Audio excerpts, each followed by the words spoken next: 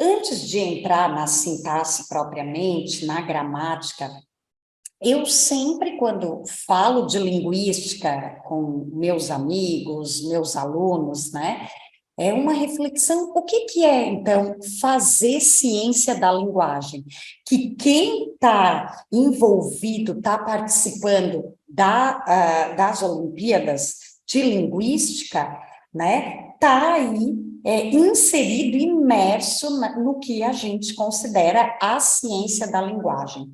Então, eu elenco sempre 5 pontos. Eu preciso ter um objeto de estudo muito claro, tá? Eu preciso delimitar esse objeto dentro da linguística.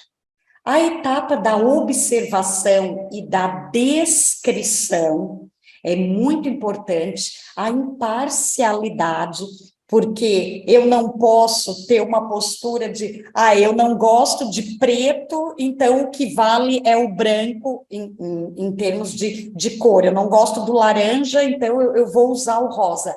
Eu não posso ter, eu tenho que ser o mais imparcial possível, tá? Princípios, um termo muito caro para quem trabalha com linguagem, porque nós temos que buscar sempre a generalização. Então, uma comparação bem rápida aqui, se eu estou analisando pedras, tá? Estou analisando pedras, e eu chego à conclusão de que as pedras, elas são duras, porque eu tenho um montante e percebo que elas não são moles, a pedra ela é sempre rígida, ela é sempre dura. Então, eu vou ter a generalização, um princípio de que toda pedra é dura. O que acontece?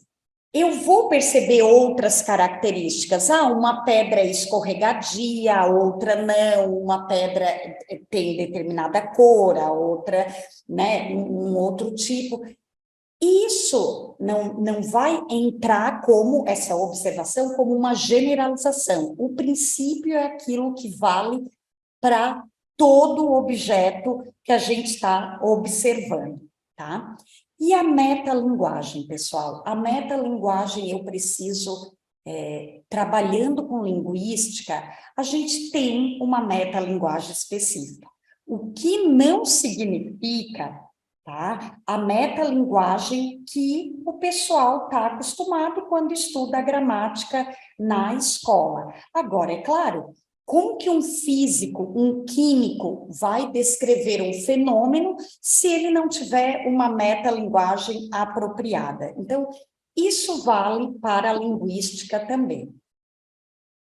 E, falando de ciência da linguagem, a gente chega na consciência linguística.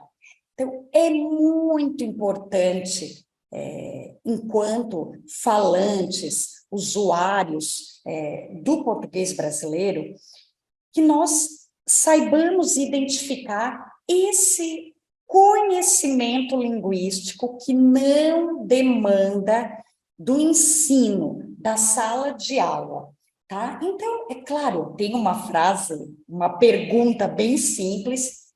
Quando alguém se dirige a você e diz, quer um livro? Nós temos aí uma série de conhecimentos linguísticos. O conhecimento fonético, a gente identifica como uma pergunta e não uma afirmação. O conhecimento morfológico, por exemplo, um livro e não vários livros. Um conhecimento sintático, porque a gente percebe uma estrutura, uma dependência de termos dentro daquela frase, tanto que a gente não pode, não é gramatical uma frase como a que está entre parênteses, né? A gente usa o asterisco, que é um sinal de agramaticalidade. Então, ler, quer um livro, nenhum usuário do português brasileiro vai montar uma frase desse tipo. A gente tem um conhecimento semântico relacionado ao significado. por exemplo, o sentido do verbo querer, tá? Que é bem diferente de outros verbos. Tem a questão pragmática e discursiva, porque a gente pode ter uma intenção, atribuir uma intenção por trás desse simples enunciado, dessa simples frase. E tudo isso, pessoal, faz parte do nosso conhecimento implícito de língua. Isso não depende dos bancos escolares, tá? A gente tem aí um conhecimento implícito. A partir desse conhecimento, então, nós vamos ativar os níveis da gramática, tá? Sempre de forma inconsciente, nós estamos falando de perguntas, de frases simples, tá? E uma comunicação sempre eficiente. Ainda com relação à consciência linguística, tá? Quando olhamos para frases como 1 e 2, em 1, Maria diz que ela fala inglês bem, em 2, ela diz que Maria fala inglês bem. Será que esse pronome ela, ele vai receber a mesma interpretação nos dois casos? Reformulando, o ela em 1 pode se referir a Maria ou a uma outra pessoa do discurso.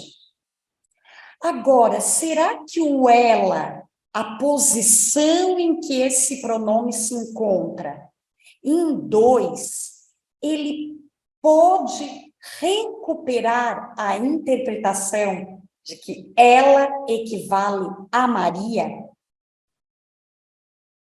A gente percebe que isso não é possível, que quando ela assume essa posição, ele perde como referência, não tem mais a Maria como referente, e sim uma outra pessoa do discurso. A minha questão é, falantes do português brasileiro recebem alguma instrução para responder esse tipo de pergunta? Para associar a quem aquele pronome se refere? O conhecedor, o usuário da língua, ele não vai receber uma instrução para isso. Então, quando a gente está olhando para a consciência linguística, tá? A gente pode explorar essa nossa consciência por meio do método científico, e aí eu tenho certeza que muitos participantes da Olimpíada da OBL têm esse treinamento, né? Eu vou desenvolver essa minha consciência partindo do método científico e de um treino, de um pensamento analítico. Então, quando a gente está falando em conhecimento explícito de língua, observar fenômenos gramaticais, tá? É importante levar em conta as etapas do método científico. Então, a gente passa por um momento de descrição dos dados, eu tenho que olhar, eu tenho que observar esses dados para conseguir fazer a boa descrição. Eu vou formular alguma hipótese, eu vou testar essa hipótese para ver se ela vai ser validada ou refutada. Eu vou exercitar esse meu conhecimento gramatical e vou, por fim, avaliar se de fato eu tive sucesso na aprendizagem do conhecimento explícito da língua. Conhecimento explícito como a gramática, no nosso caso, né, a gramática do português brasileiro.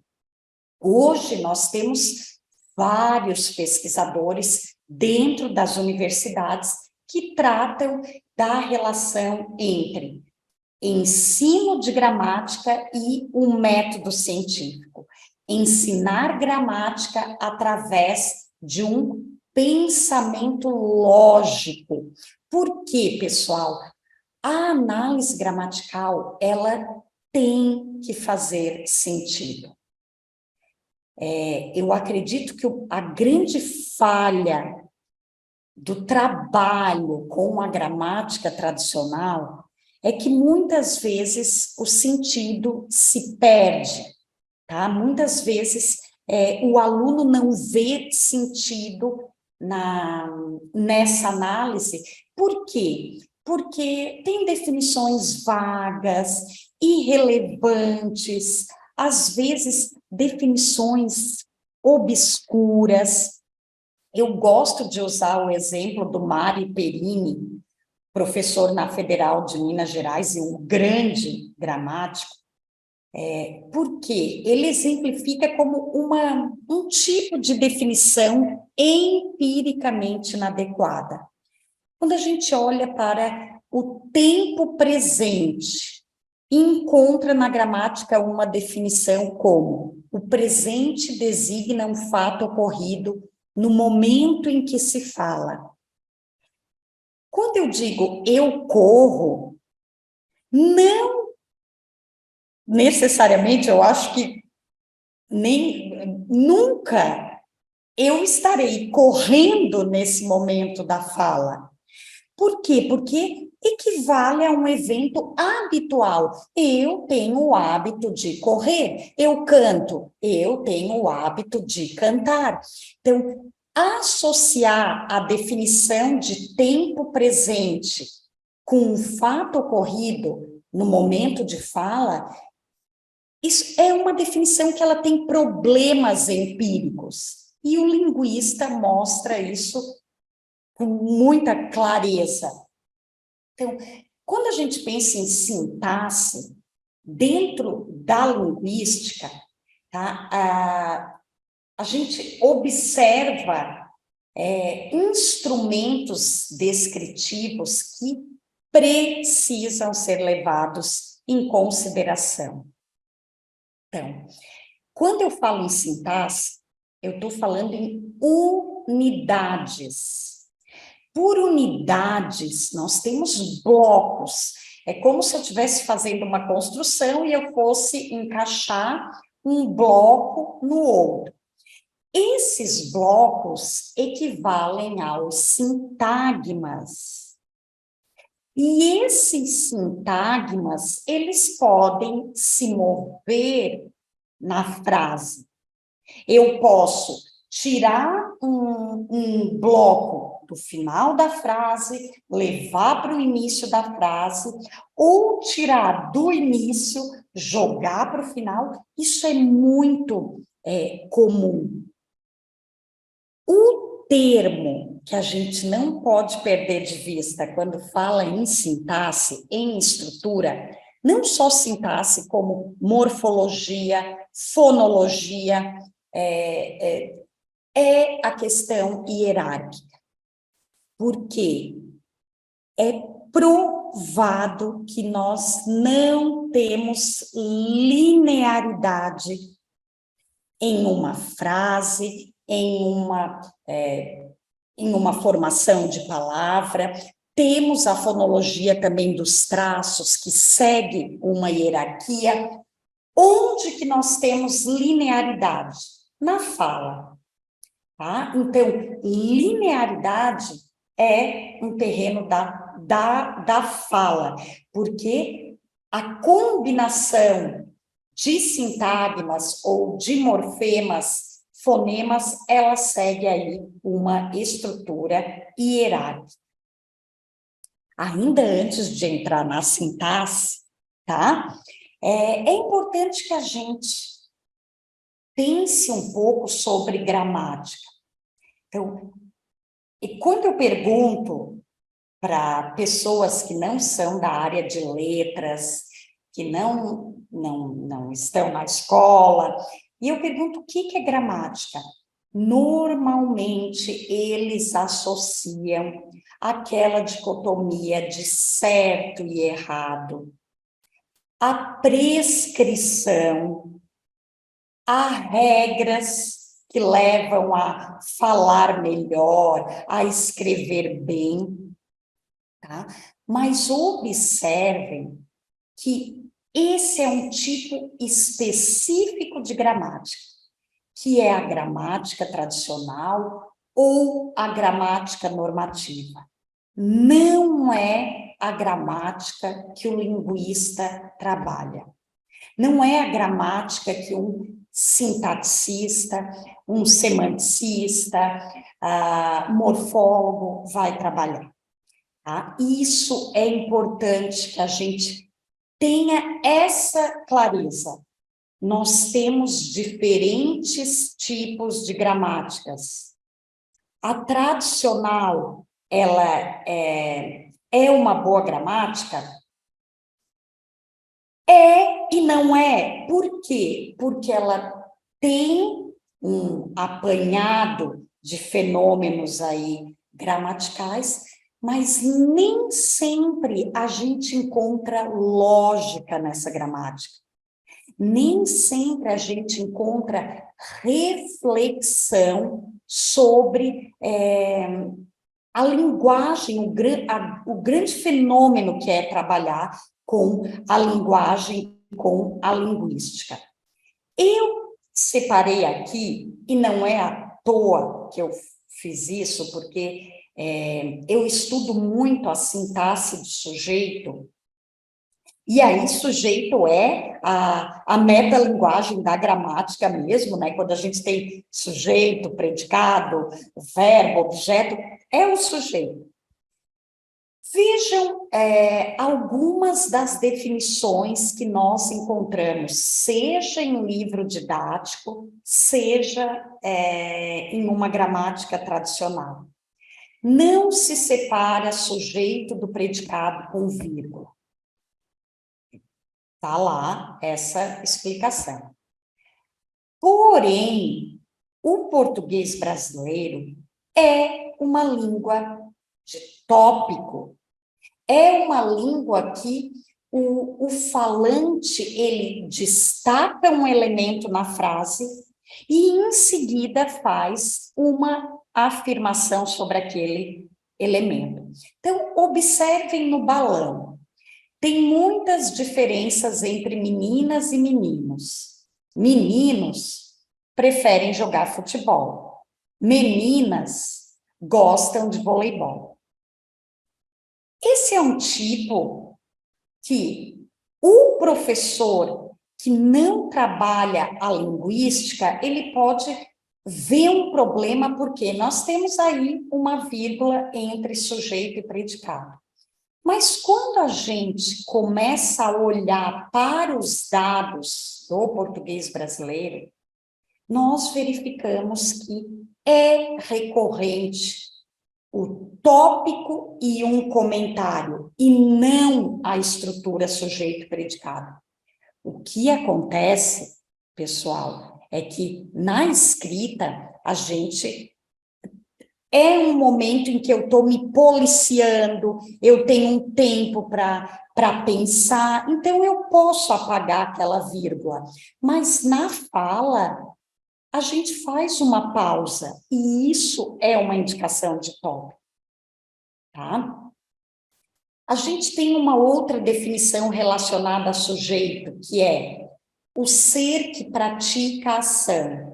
E aí eu trago uma frase que é de uma campanha publicitária, tá? Então, ela está na televisão, está em jornais. A cada minuto, 4 coisas vendem. Qual é o sujeito dessa frase? Vocês podem perceber, pela concordância, que é um indicativo forte, que a gente tem 4 coisas vendem. Então, A linguística me mostra que eu tenho uma diferença entre ser um sujeito gramatical e receber um papel semântico, interpretativo de agente, daquele que pratica a ação. Então, eu não posso considerar essa uma boa definição. Outra relacionada à sintaxe do sujeito. Verbos que exprimem fenômenos da natureza não têm sujeito. Mas aí a gente ouve no noticiário, São Paulo chove muito nessa época do ano. O que está acontecendo aí? A gente tem um preenchimento da posição que antecede o verbo, que é uma posição típica de sujeito, tá? E o verbo da frase é um verbo meteorológico. Esse dado não é inventado, ele aconteceu, está gravado. A mesma situação com locativos. Eu não posso ter um sujeito preposicionado, mas cada vez mais nos dados da gramática, sintaxe do português brasileiro, nós encontramos um sintagma preposicionado, como o exemplo que está aí, na livraria Vende de Tudo. Então, eu trouxe 4 casos apenas para mostrar para vocês como a gente verifica com facilidade problema na definição de sujeito que a gramática tradicional traz. Então, tudo isso, pessoal, para dizer para vocês que em termos de sintaxe, a gente tem que expandir o nosso horizonte, expandir o nosso olhar sobre língua. Facilmente nós encontramos 2 tipos de sujeito, o sintático e o sujeito lógico. O sintático é aquele que sempre vai acionar a concordância com o verbo. O sujeito lógico é aquele que está relacionado ao que a gente está chamando de tópico. É um sujeito semântico que está aí muitas vezes para marcar um evento em uma sentença. Dito isto, tá? Eu gostaria de contrapor essa gramática tradicional que não leva em consideração os dados da língua real, da língua em uso, com uma gramática internalizada, com uma gramática que todo falante de uma língua natural possui. Então, o que está acontecendo aí em 3? A redução do pronome você. Você quer jogar bola? Quem você viu cantando? A Júlia sabe que você saiu ontem. Isso é muito, não faz parte do meu dialeto, porque eu uso tu, mas isso é muito comum para quem usa o você como forma pronominal. Mas vejam que interessante, parece que esse ser, essa forma ser, não tem alguma coisa que quando aparece na posição de complemento de um verbo, na posição de objeto, a sentença não fica tão boa. Então, a Marta não viu ser. E aí alguém já pode estar aí pensando, mas a Marta não viu o ser. O ser. É diferente, é uma outra forma, tá? O João deu flores para ser, parece para Cecília, para ser, tá? Então, vejam, o que o sintaxista faz? Ele vai se deparar com dados dessa natureza, como 3 e 4, e vai observar que pode sim ter uma questão estrutural de posicionamento do sintagma dentro da frase que está provocando um estranhamento, uma agramaticalidade. Vejam, não estamos preocupados com certo e errado. Nós queremos descrever esse fenômeno. A nossa intenção é perceber, olha, os falantes, eles reconhecem essa distinção. Então, eles reconhecem que tem sentenças bem formadas, sentenças gramaticais e sentenças agramaticais, que não estão em uso na língua. Tá? E aí, é claro, a gente entra nessa perspectiva biológica da linguagem, que tem como grande nome, o grande fundador, Noam Chomsky, que já lá no início da década de 50, começa a tratar de uma distinção entre uma língua e uma língua que é inata, que é internalizada, tá? E que está muito relacionada a essa dimensão psicológica e biológica. E aí a gente chega na gramática gerativa, que junto com essa gramática internalizada, ela vai tratar, tá, de pegar esse conhecimento implícito de quem fala, quem é usuário de uma língua, e ela vai explicitar esse conhecimento. De que forma? Através da geração de frases. Então, para a gramática gerativa, a gente tem a competência do falante, que é esse conhecimento que todos nós temos sobre língua, independente da instrução escolar. Nós temos a performance, que equivale ao desempenho. Então, competência é o conhecimento, a performance é o desempenho. Então, a minha performance hoje aqui, tá? Ela está mais para o formal, no sentido que eu estou me controlando. Seria diferente se eu estivesse em uma mesa de bar? Se eu estivesse numa mesa de bar ou num contexto com amigos, eu não estaria com uma fala tão monitorada, estaria mais... essa é a relação que a gente faz dentro dessa gramática que trabalha com a linguagem em uma perspectiva biológica, tá? Então, isso é gramática gerativa. Eu tenho língua, eu tenho um conhecimento que me leva à competência e eu tenho um comportamento linguístico que aí envolve fatores extralinguísticos, como escolaridade, classe social, idade, e eu chego em um desempenho. Isso é gramática gerativa. Como que essa gramática trabalha dentro da sintaxe? Por meio de princípios e parâmetros. Então, todas as línguas são idênticas? Não. Em termos de princípios, sim, mas os parâmetros mostram que nós temos variação nas línguas. Aqui eu queria só mostrar um caso, novamente com pronome, tá? Gostaria muito que vocês olhassem o que acontece com relação a português brasileiro, italiano e inglês.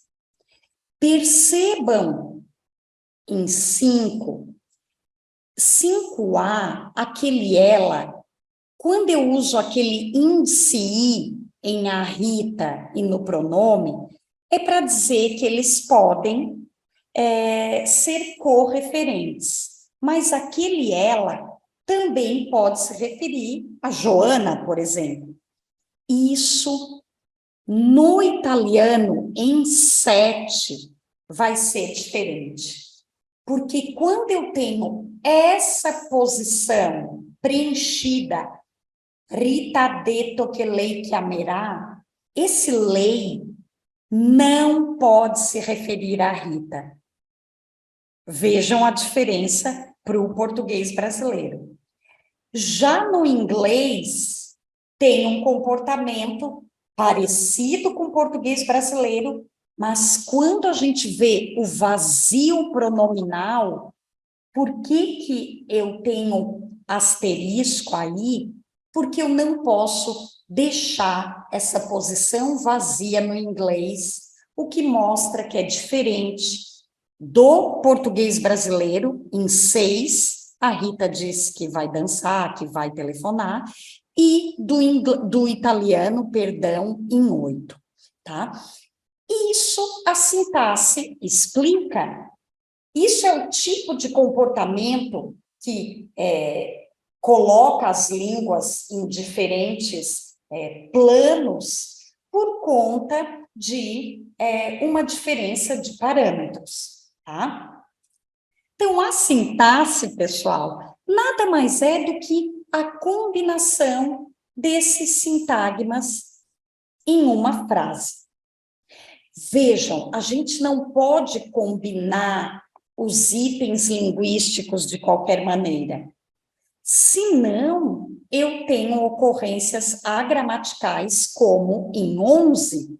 Vejam 11A, de praia, amarela, casa, impossível. Amarela de casa, praia, também não é uma combinação boa, mas o sintagma em 11C é perfeito. Tá? Casa de praia amarela. Por quê? Porque nós temos uma ordem por trás dessa combinação. Então, vejam, eu não vou falar sobre isso. Aqui eu gostaria de chamar atenção para outros fenômenos que a sintaxe explica. Vejam em 12. Eu posso dizer Pedro quer viajar, mas eu não posso dizer Ana quer Pedro viajar. Quando eu troco esse verbo, Ana mandou Pedro viajar, é possível. Então, o que tem por trás dessa combinação? Eu não posso ter Pedro viajar como complemento de querer, mas eu posso ter Pedro viajar como complemento de mandar. Tem um princípio, tem uma formulação sintática por trás disso. Em 13, vocês devem ter percebido que a gente tem aí uma certa ambiguidade. Por quê? Júlia comeu a fruta verde, pode ser o tipo da fruta ou o estado da fruta. Não estava madura, estava verde. E isso, tá? A gente tem aí uma combinação de áreas da gramática que vão permitir que a gente observe se eu tenho uma ambiguidade morfológica lexical, uma ambiguidade semântica, uma ambiguidade sintática. E tudo isso faz parte do que chamamos de um núcleo duro da linguística.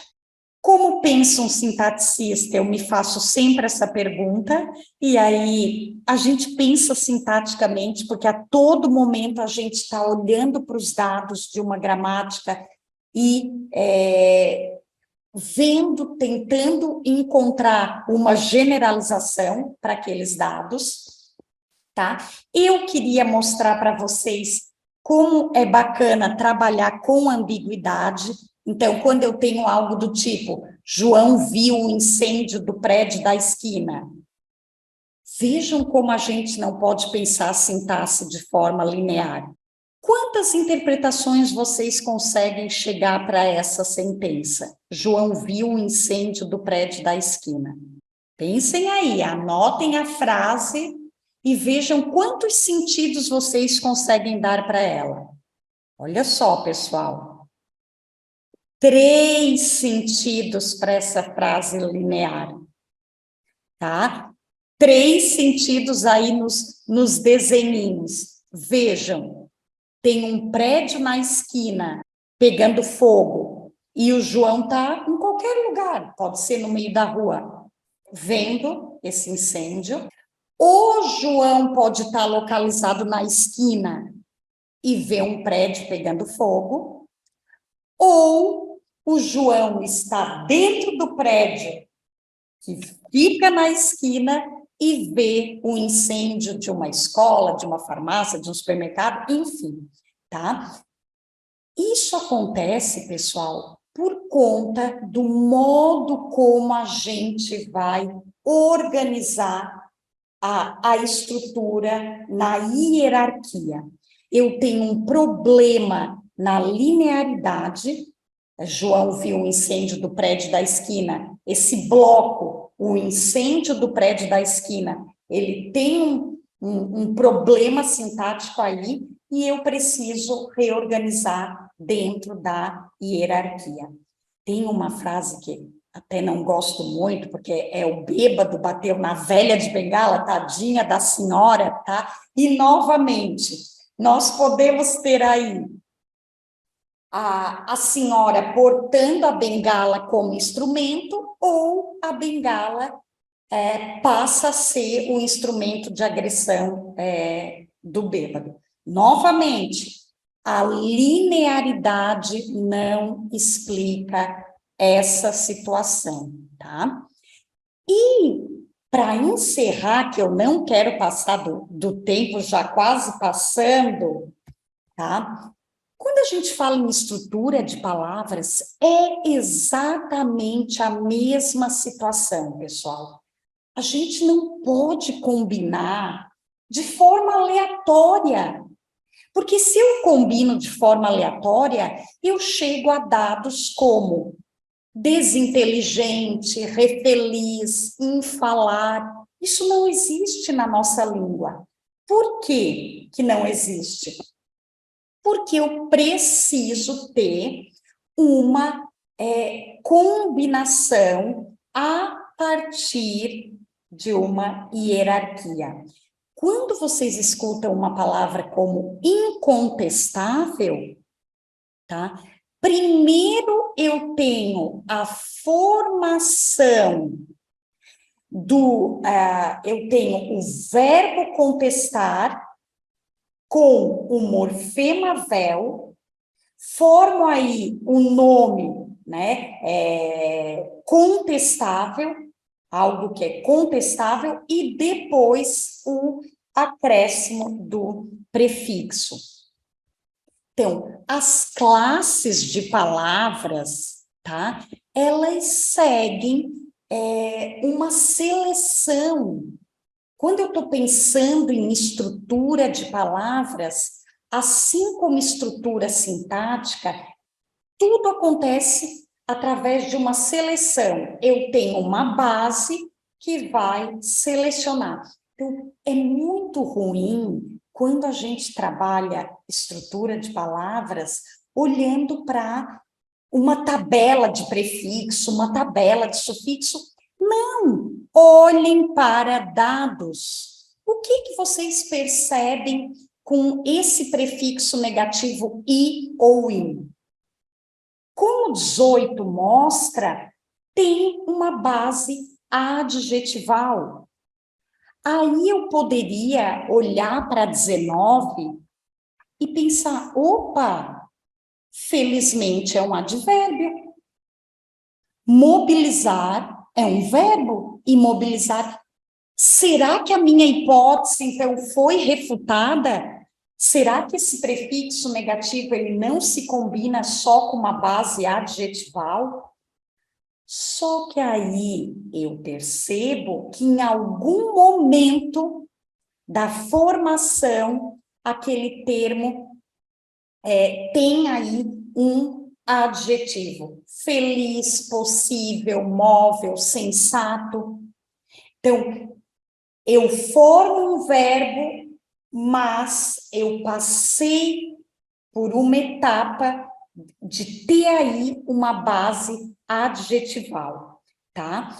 Porque se não tiver essa etapa do adjetivo, a gente não vai ter boas formações, como vemos em 20. tá? Esses dados bem asteriscado, porque em tossir, em fazer, isso não existe no português brasileiro. Eu não podia deixar de trazer uma arvorezinha, tá? Uma representação hierárquica, para dizer para vocês, olha, eu poderia pensar em 3 possibilidades para a palavra desmobilização. Na primeira representação, eu tenho o nome, mobilização, e o acréscimo do sufixo des. Na segunda, eu primeiro tenho o verbo mobilizar, acrescentei o prefixo ao verbo, vejam que eles estão na mesma hierarquia, e depois o sufixo san. Na terceira representação, o prefixo se junta primeiro ao adjetivo. Aí depois eu tenho acréscimo de sufixo a isa, formando o verbo, e depois o acréscimo do sufixo são, formando o nome. A minha pergunta é, como que eu vou, enquanto alguém que está estudando estrutura da palavra, como que eu vou dizer, não, o prefixo des, ele seleciona como base um nome, um verbo ou um adjetivo. Como que vocês fariam isso? Através, pessoal, dos dados. Quando eu vou a campo, eu vou ao nosso laboratório da linguística, céu aberto, escutando os falantes, o que que eu tenho aí? Desfazer, desconectar, destelhar, desconsiderar, todas bases verbais. Então, os dados me dão o indicativo de que esse prefixo des vai se juntar com uma base verbal, e aí a representação ideal seria a que está no meio, em que ele está pegando V1 e depois vem um processo para transformar em um nome. Tudo isso para dizer que, seja na estrutura sintática, seja na estrutura de palavras, o princípio maior é ter um núcleo, ter uma base que vai selecionar, seja morfema, seja outros constituintes. E na morfologia, a gente também entra, por exemplo, em aspecto. Quando eu penso sempre em aspecto, quando eu estou pensando em tempo, modo, aspecto, mas vejam, o que que a gente tem em 22? Não é qualquer verbo que o prefixo desse combina, tá? Tem que ter aí uma marcação aspectual que permite reversão. Se eu não tiver como reverter o processo, aquele prefixo não vai formar boas palavras na gramática do português brasileiro.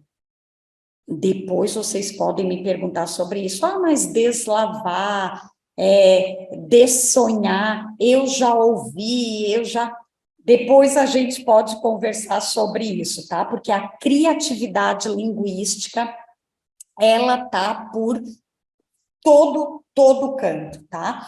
Então, eu termino, pessoal, para já não ocupar mais tempo do que eu já ocupei, falando que, quando a gente está falando de linguística, estrutura sintática, estrutura de palavras, vamos pensar na gramática do brasileiro.